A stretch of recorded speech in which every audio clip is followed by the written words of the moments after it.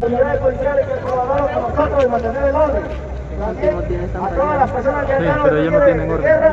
Nunca le dieron orden. Este es el momento de nosotros hacer silencio y esperar con paciencia para nosotros poder tomar decisiones con que base a lo que trae la comisión. Nosotros enviamos a la comisión, ellos están negociando con nosotros.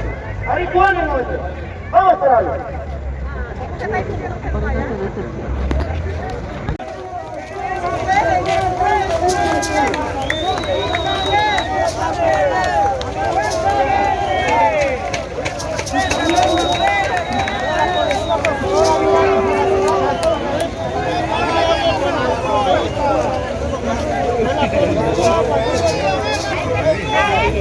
Hay que quitar.